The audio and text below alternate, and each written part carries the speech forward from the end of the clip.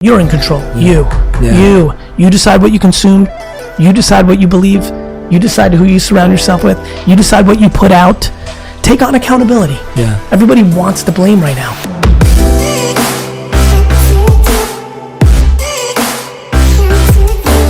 Gary, it's been 3 years since I've seen you, man. It's been way too long. It's nice to be back. It's nice to be back, man. We're always back here. This is like, I think the third time I've interviewed you in this room. And it's always awesome when I hear from you when we're in touch, man. So I'm hoping that we can kick that off again. I love it. Yeah, I love it. I want to start off. I have to ask you, I've got a ton of questions. I know we've got limited amount of time. I want to start off asking, how was Recon? I was watching it. It looked amazing. I was following everything online. It was great. We're really happy with it. I've been telling a lot of my friends and family, I really held back a lot, meaning since it was the first time, I didn't know what I was getting into.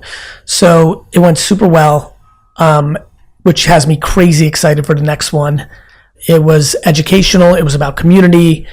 It felt right. And now I think I can build off of that base. I like context a lot.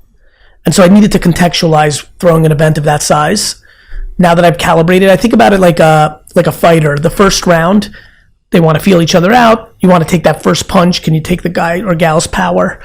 Now that we've done that, I feel like I can be even more ambitious with the next one. So it was really good. Nice, man. Yeah, the people I know that went not as speakers, but as visitors, they had a great time. I'm glad. So, that's been the universal take, which is for a first year event at that size, I'll take it. Your team posted this beautiful video. It was literally yesterday, and I was scrolling through, and it's this video of a moment between you and your dad. Yeah.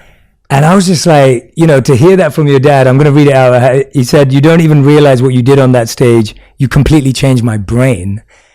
And then he said, "You're really special." And we've seen moments with you and your dad on social a ton before, obviously. Yep.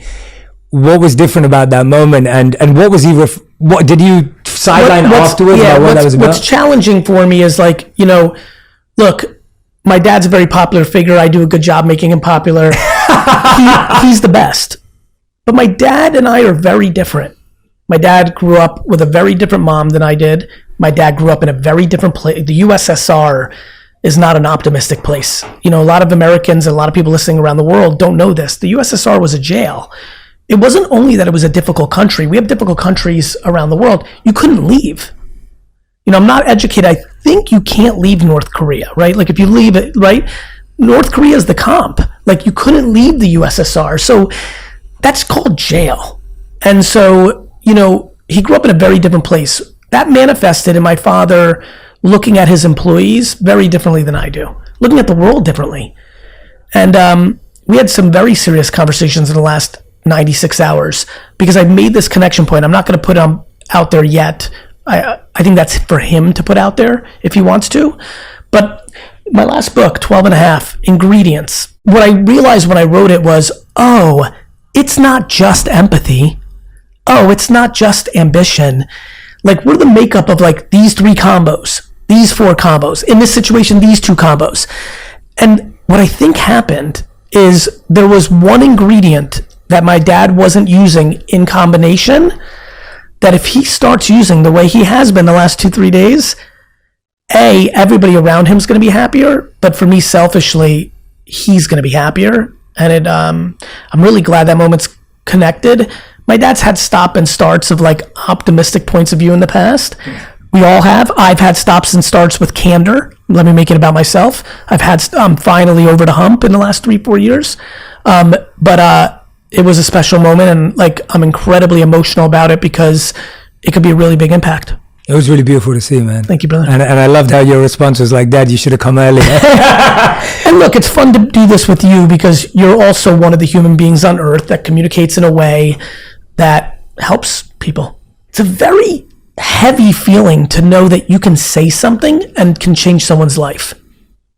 I think it's intoxicating. I think it's why a lot of therapists love their job. I think it's why a lot of people that are into meditation, I think it's why teachers love their job. I think it's why a lot of parents, my mom had real sadness, empty nest when AJ left. She was a Hall of Fame mother. When he left, she didn't get to play her game. So I think for many of us around the world, we do it publicly, but a lot of people do it privately or in small microclimates. There's nothing like saying something that provides someone else value when that person ends up being some of the people you love the most, that goes to a different planet. Yeah, no, it's really special. And I think what you just said there, it accorded with me, because I think we always want the answer to be like, well, should I be this or should I be that? Right? You're talking about the opposites. And it's like, should I be affectionate or should I be assertive? And it's like, be affectionately assertive. It's always and. Yeah. Something I've been really tapping into is and versus or. Yeah. I feel like I'm very affected because of our political temperature the last decade. You know, purple. America has been really told in many different ways, and it's a left and right issue. Yeah. This is not picking on any one party. It's just the climate. It's the popular culture. I'm watching my friends and acquaintances and business associates change their opinion on issues because they feel they have to be 100% red or 100% blue. It's incredibly devastating to me. I know where they stand. I'm watching them change their mind because they're treating it as a tribe, and the answer is purple.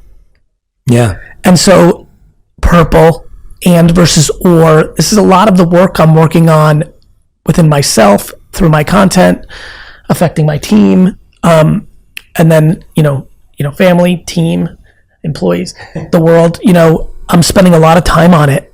And that's why that book was so fun for me, because, you know, I'm an enigma. I confuse people. I'm a contradiction. People struggle with it, and I see it as the strength. It is the and that makes me work. Like, I want to build the biggest companies of all time, yet I haven't come across a lot of people who really, genuinely, naturally, DNA, I'm not special, luck of the draw, really want everyone else to win. Like, I'm really about that life. I love that you just said that, because I had a really dear friend who I respect, who we both know, who's very accomplished in their own world. He said to me recently, Jay, the reason why I love having conversations with you is because I can have a spiritual conversation. We can then switch to strategy, and then we can talk about content. And he's like, I appreciate that you're one person that we can go there. And that gave me permission to be that. Because, by the way, I'm the same paradox. People are, well, you used to be a monk, but now you do media and you manage companies, and people can't not always figure that out. Like, but I am all of them, and I'm okay with that. And I'd rather be all of them than have to choose one. 100%. And a lot of people don't like juggling 6 balls. And I think that's awesome. I think life needs to be talked way more around self-awareness and self-love. Like, I can't pick one thing. Gary, so many of my friends, well-intended, most accomplished people on earth. Gary, if you ever decided to pick one thing and focus, you would. And I'm like, I would die. Yeah. You think, because you did and it works for you, that's awesome. And that's why when I make content, I say it with such passion and conviction. I'm always trying to use longer format platforms like this to take a step back and create some clarity. I'm asking people to do the things on their terms as passionately and all in as I am. I'll talk about tactics. Yes, TikTok is an arbitrage attention machine right now. Yes, I believe you should post 3-4 times a day, but you don't have to. Yeah. And more importantly, if you dislike posting on TikTok the way I dislike reading, then you should do it never. Yes. And that's the part that people, they want everything so black and white when everything is gray. Absolutely. I'm always trying to share my conviction, talk about the ease of leaning into oneself, but remind people, don't be me.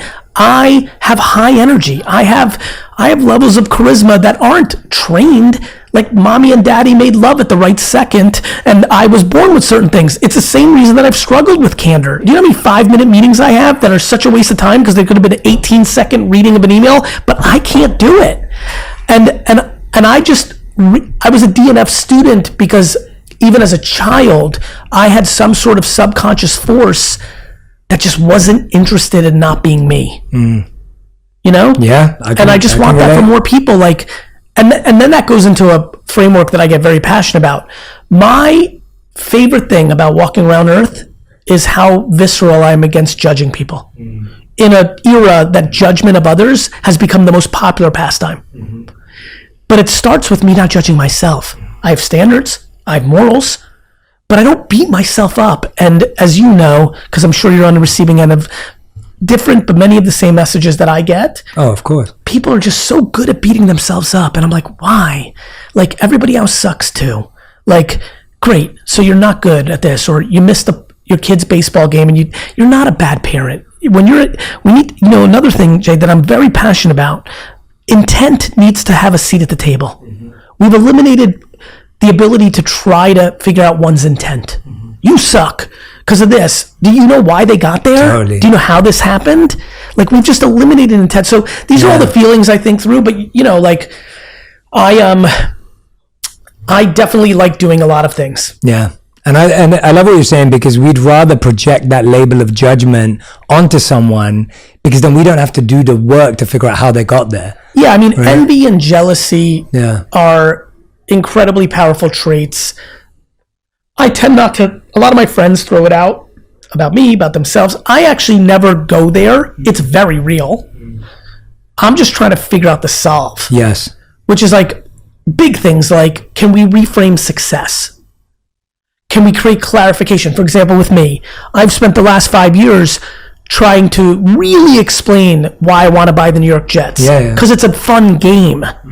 Not like I need the New York, you know what I mean? Yeah, like I totally get that. I'm in a weird place now where I kind of want like Karen Thompson to buy the Jets and be the biggest person. Like, good job, Karen, you did it. Like, I'd want to try to buy the Jets. I don't need the Jets. I want to try to build big companies. It's fun. Process over the trophies. I don't need the trophies to close gaps of insecurity. Yeah. And so, like, redefining success. That was that talk right after VCon a couple of days ago in Vegas. The lady said, you know, and she was so damn happy. And she's like, but I'm not, you know, making the dollars like everybody in this room. Like, are you happy? She's like, really happy. I'm like, you're the winner of the room. We have to redefine success. You know, I'm not against money. I'm an entrepreneur. I was born in the USSR and grew up in America. I'm like very pro anything in balance. Capitalism in balance excites me to no end. It's around merit. But we need to teach all of ourselves the simplicity of like, like redefining success. Yeah. Well, that's the fascinating thing about self-awareness, going back to your earlier point, that I found that envy and jealousy, when you don't have self-awareness, you're envious and jealous of everyone. Correct. When you have self-awareness, it at least limits your envy and jealousy to what you do, and then you can actually do something with it and do something about it. And so self-awareness actually gets you halfway there in the battle against jealousy and envy. I'm obsessed with it. You know, it brings you better relationships. When a human is tone deaf of like how people are affected by them, they're in a very, very vulnerable spot. Self-awareness is very attractive and something that I hope society keeps pounding on. I believe that you're someone who has a even better private life than you do public life. Yeah, I mean, you know, obviously, listen, I've gone, you know, through my personal things like anybody else, but you know what? You know how I would answer that? I'm wildly content and at peace. And I don't think that would make sense to most people that consume me, because I'm so frantic as a communicator. I'm such high energy. I think the thing I always enjoy when people get close to me, and I'm looking at Dustin and Seth behind, is like there's incredible levels of confusion on the calmness and like the ability to absorb, you know, bad situations. And that has so much to do with personal life, right? Like friends and family, I feel really good about it. I think a lot of it has to do with the lack of expectation I have of others. Doesn't mean I don't require like any human being, but like I'm incredibly compassionate, not just empathetic. And I think when you combine compassion and empathy, you get into a really zen-y, fun place. I find that, you know, I've been really thinking this through. I'm like, oh, those two, because not only can I feel you, but when you come with something that isn't great, I'm going quickly to, are you okay? Versus this hurts me. And so that gives me a very good personal life. Again, trials and tribulations like any human on life from different various things, especially candor. I would tell you that everything that I've had challenges with in my life, professionally and personally, has been because I'm non-confrontational, which again, blows people away. Because on stage, I'm incredible at it. Because I'm talking to the world. When I'm talking to the world, I can't see your name or your face. And so I can just have really good observations to incredibly clean data, because very few people on earth read the comments from human beings at the level that I do. It's what I do for a living. So I have crazy insights. One that really caught me was how many wealthy kids were upset with their parents for paying things, but didn't want to give up on their parents. That one really triggered me in 4 or 5 years because I didn't grow up in that environment. I was like, oh, this is a wild one. This is a very unhappy 25-year-old with a Tesla a sick apartment in LA, an unlimited Uber, Equinox, but the subconscious is starting to take over, and they realize their parents think they're losers. That's why they're paying for everything, and it becomes, breaking those things down. Yeah, absolutely. So, I think I am very happy because I'm very simple. I'm way simpler in business and content than people realize. I'm very simple in life. I don't really want stuff. I like playing. I like competition. That's something I'm passionate about. I've been thinking a lot about competition. I'm thinking about why is there so much anxiety in the system. Of course, social media pipes. I don't blame social the way people do. I just think that people are being exposed. Yeah, I'm with you on that. This was happening at dinner tables. Yes. And so that's right. Yeah. So I think people want to blame platforms. This is about a human thing, and I think every country is different, every religion's different, race, genders, a lot going on, but I really think that there's a lot of fun little pieces put together that got us to certain places. I think eliminating merit and demonizing competition has been a misstep. I think it came from great intent. I think parents didn't want kids crying. They didn't want them to feel bad. But we started training that 18th place is the same as first place. Yeah. Eliminating merit is not a happy place. Yeah. It leads to a very unhappy place. Yeah. And so, it's funny the things that get me going. Ambition and competition, I'm in. Feels very red. Kindness over anything else, including those two things, and because it's purple. Yeah. And that's where my soul is right now for the world, because I think so much of what I am and what I became was my mom and my DNA and my circumstance filled all the gaps along the way. I walked into high school 4'11", confident. Yeah. Not because I thought I would get the cheerleader or it was going to be the most popular, because I had zero interest in that validation. Yeah. Not that I thought I was better. I didn't think these popular. I just wanted to be nice to everybody. I wanted to do my baseball card shows. I want to get my D's and F's on my way to going to the wine business. I wanted everybody to be happy, and it really hasn't stopped. The Buddha thousands of years ago called it the middle path, right? The idea that we're trying to go, is it left or is it right? Is it this or that? And it's like, no, it's the middle path. And what you were just saying around eliminating merit, I think one of the bigger challenges is trying to eliminate pain early on in life. 100%. Because you just become fragile. Correct. And it's fascinating to me how much we don't realize that fragility is being spread by limiting. I was beaten up every day at school, primary school, every single day, because I was the only Indian kid at school. I was the only overweight kid in school. Yeah. And so I got beaten up every single day. And it was just what I went through. And same as you, similarly, funnily enough, and we never talked about this, but people always like, did that affect you? I'm like, no, not really, because I wasn't looking for love from that person. Correct. Because even then I knew that person had more pain in their life than me. They grew up on the council estate. Yeah. They had their parents had a broken marriage. They had so much more context, even at that age, that I could go home to my mom and dad. Right? I think it's real. I think kids not going outside, like parents are too involved. I get it. Again, best intent.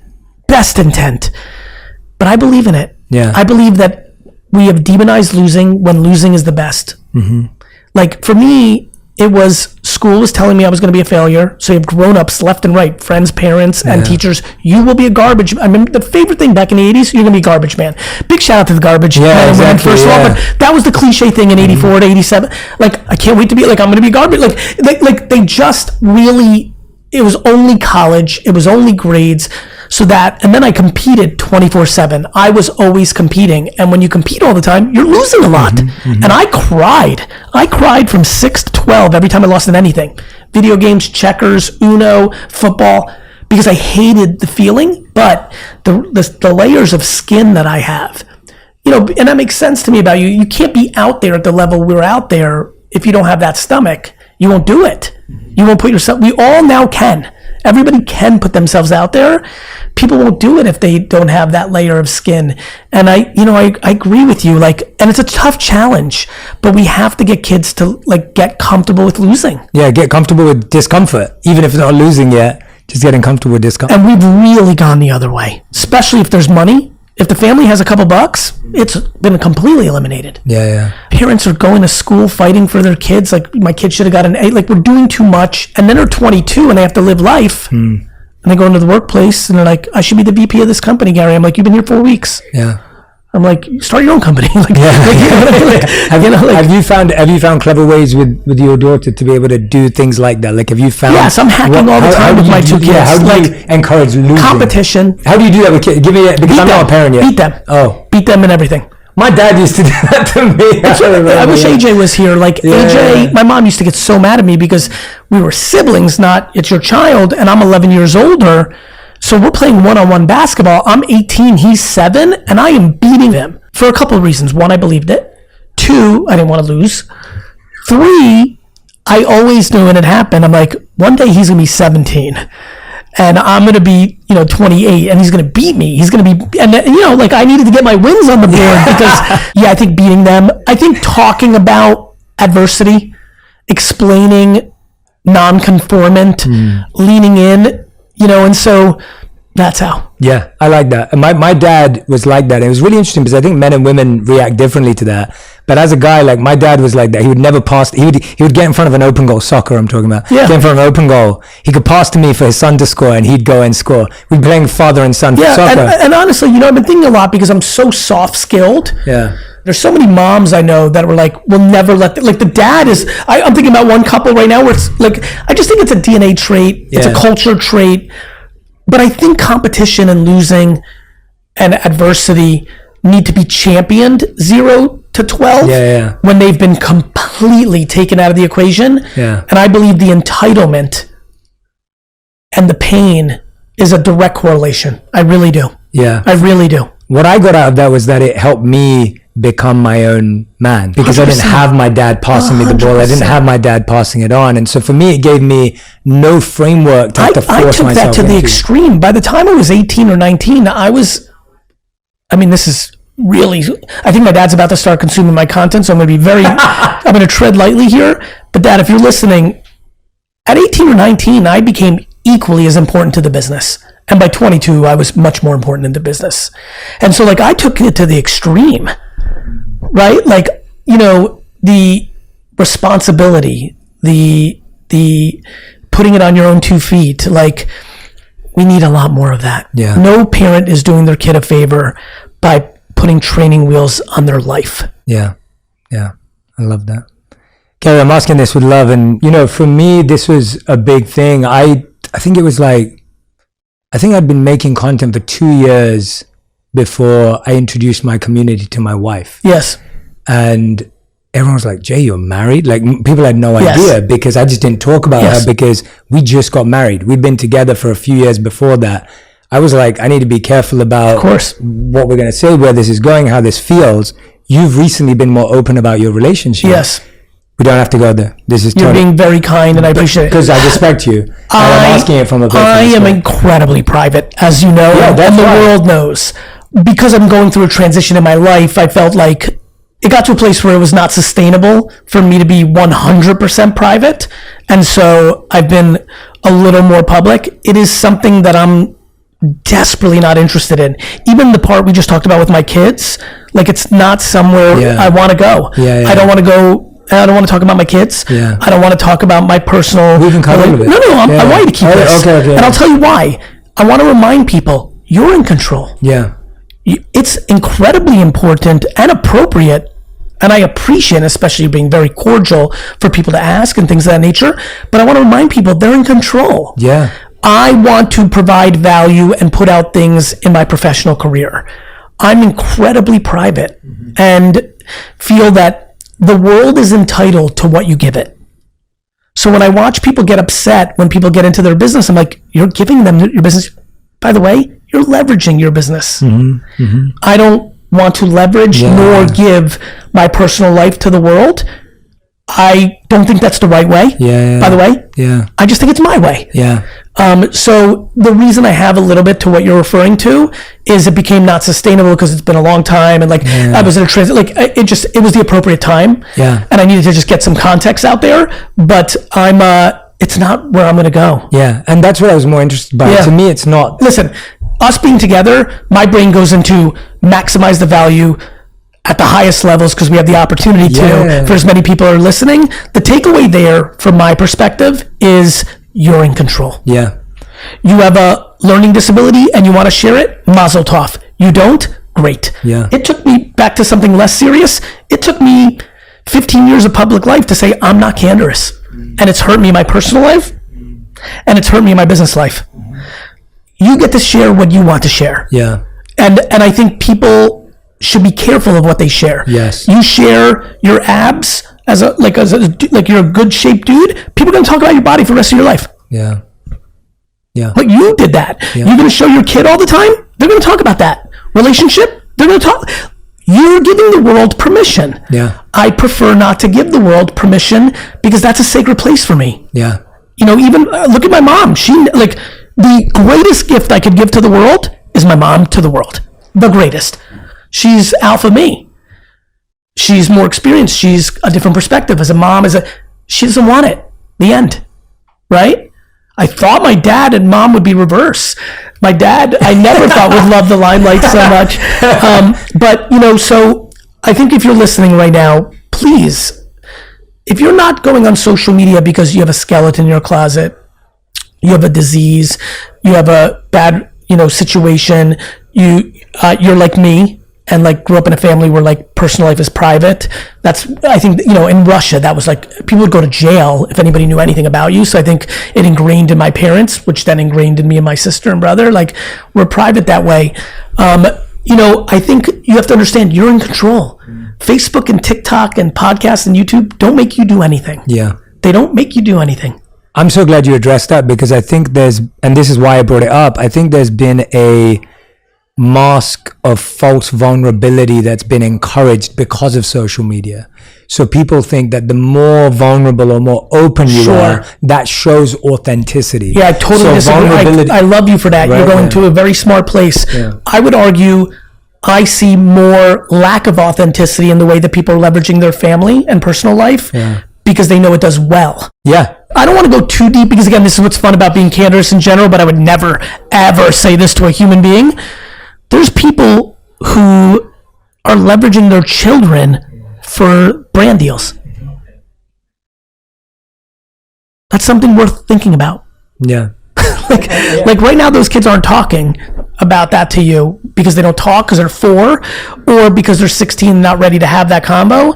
But like, I think all of us have to think about things like that. Yeah. And I think for me, as an observer of you, I always respect that, and that's why I was so intrigued. And I still respect, I still same respect, but it's because I went through that journey in my own head. Yeah. Even with my own wife that I'd been together with, and even what we share and where we share. It's like, really intentional. Like, to me, your family is the most sacred, like, that's who's going to be around you when you're dying. Yeah. Like, right? And so, like, you have to think 3 times before you start letting anything in.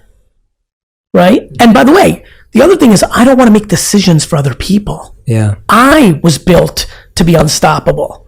You know what I mean? Like so when you see where I'm going? Like, so true. Yeah, I know exactly where you're going. For that judgment, if that person, it's hard enough if you choose it. Yeah. Imagine someone else choosing it for you. Yes. And so, like, please, everyone, be thoughtful on this one. Yeah. And by the way, if you're listening right now and it's really hitting, but you already opened up Kimono's box, it's never late to close it. Totally. You can close that. Yeah. We evolve. We change. Yeah. I will make mistakes. I will change. I will evolve. I will do good things. Like, we need a lot more civility and patience for each other. Yeah. If you've been sharing everything and you decide off of this podcast, which I'm sure there's 500 to 500 people that just decided right now, then you just stop. And when people ask, where's Johnny, your boyfriend? Because, like, you can answer it. You don't have to answer it. But, like, you're in control. People have to understand they're in control.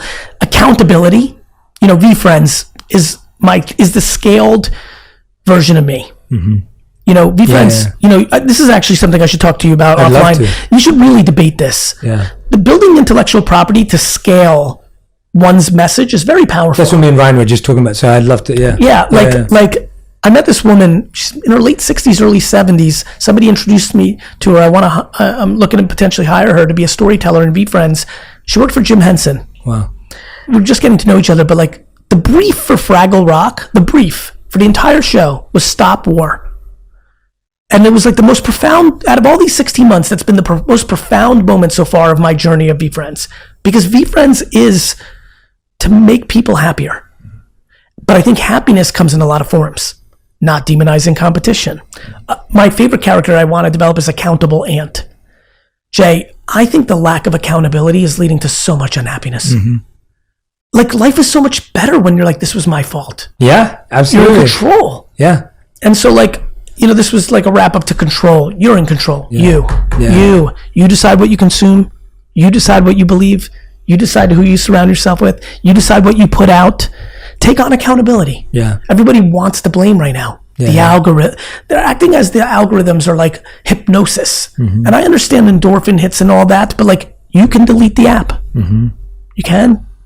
Like, where's accountability in this? Yeah. Right? Yeah, absolutely. Like, we have alcohol, we have tobacco, we have drugs, we have weapons, and we have all sorts of issues, but most people play within moderation. That's on you. Yeah. And it's a tough truth, right? It's a tough truth. Especially when you're unhappy. Yeah.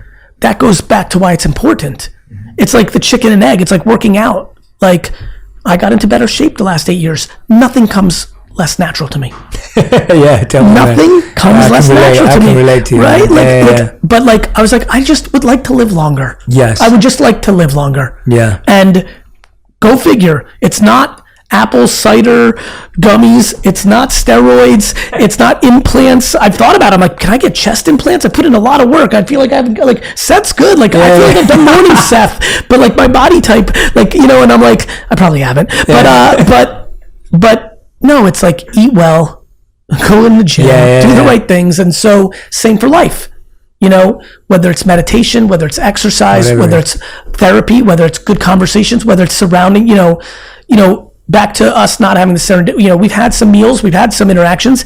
They're always like, they're nice. We need more. I would like that. Yeah, and we'll build on that. I think, you know, I'm spending more time thinking about spending more time with more while doubling down on core, you know? You know, because I did a really good job in the last 10 years of doubling down on core, but I think being as busy, and I love what I do, you know, I really do want to build out a more of a friend network. I want to take more people from lightweight acquaintance to solid acquaintance. I want to take people from acquaintance to friend, from friend to best friend. And so I'm on a journey like everybody else, but I think that, I think, believe it or not, and this is going to sound so crazy for so many, the world actually has so much potential for everybody listening to be the best time to be alive. Medicine and technology, and there's so much, but we're caught right now. It's like a hamster wheel. We're in the momentum of focusing on, you know, the bad. Yeah. And there's always bad. Yeah. The Holocaust was bad. Genocide is always going on. Genghis Khan was not a fun time to be a human. Yeah. Like, you know, like we are very bad at history. I was a really bad student, but I did well in history. Like, but that starts with you. What are you going to do about it? Because right now everyone's like pointing and feels like it's on someone else. Yeah. It starts with ourselves. I mean, when you said that and you brought up the Holocaust, I recently read Edith Eger's book, The Gift. She lived through the Holocaust. And she had that mindset in the Holocaust.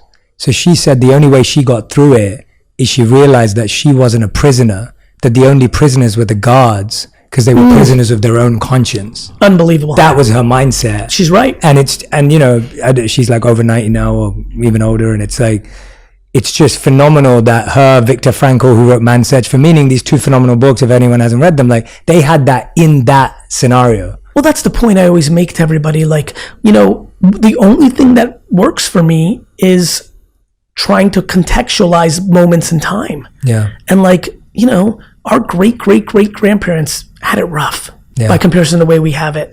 And sure, they had some things that were better on simplicity, but we must choose optimism, because what's the alternative? Pessimism? Like, are you just going to decide? Because once you decide, where are you?